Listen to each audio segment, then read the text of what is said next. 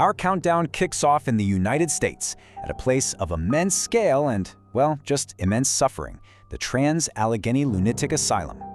So this place was built way back in the 1800s. It's this huge stone structure that was actually meant to be a place of healing. But those good intentions soured really fast. And this, right here, is the heart of the tragedy.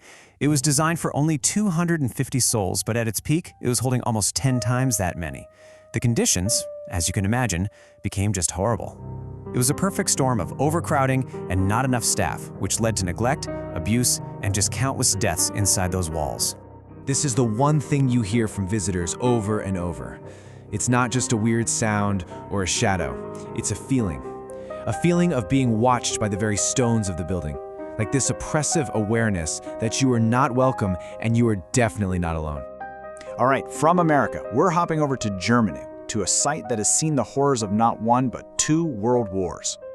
This place is just massive. It's a decaying complex of over 60 buildings. It's kind of hauntingly beautiful, but also absolutely terrifying.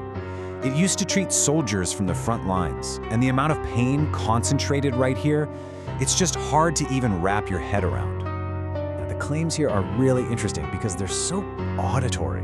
Explorers talk about hearing footsteps keeping pace with them down these totally empty halls, heavy doors just slamming shut in rooms with no windows, and that feeling, that unmistakable, chilling feeling of a voice whispering right in your ear. And believe me, the stories only get darker from here. Our next spot is so infamous, it actually inspired some of the greatest horror writers of our time. I mean, just look at it. The Gothic architecture of Danvers is straight out of a nightmare. So it's no surprise it influenced writers like H.P. Lovecraft. But the real horror wasn't what it looked like on the outside, it was what was happening on the inside. The key thing to understand here is the extreme and frankly brutal treatments patients were forced to go through. We're talking about the earliest, crudest forms of lobotomies, agonizing shock therapies, stuff that was really more torture than treatment. It left a permanent scar on the building's history. And get this, even after the hospital was totally closed and the power was cut for good, demolition crews would report this impossible thing. Entire sections of the derelict building would just suddenly light up in the middle of the night and then go dark again moments later.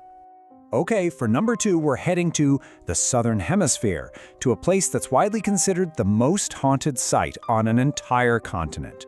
For about 130 years, Airedale was this massive psychiatric facility.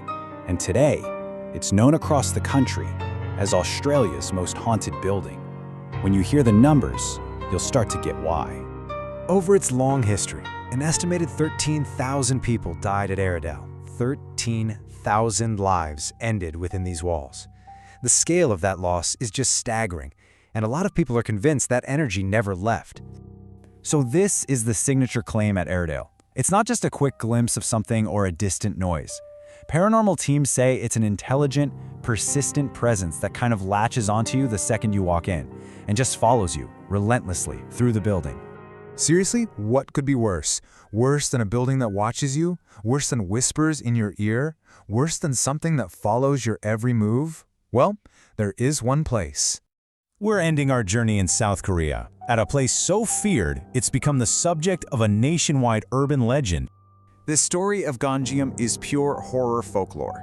This is a place that locals will not go near, a place people only whisper about because it's wrapped in this legend of madness and sudden, unexplained death. So, the story goes like this. The hospital's director went completely mad and started torturing and killing patients. This led to a wave of mysterious deaths. And then, one day, the hospital was just abandoned, overnight. Left exactly as it was, as if every single person fled in terror all at once. So now the question is for you. From the oppressive watchfulness of Trans-Allegheny to the legendary terror of Ganjiam, which one of these shadows would you be brave enough to step into for just one night? Let us know your choice in the comments below. And you should probably subscribe because the darkness has a lot of corners, and our next explainer is going to take us into one that might be even worse.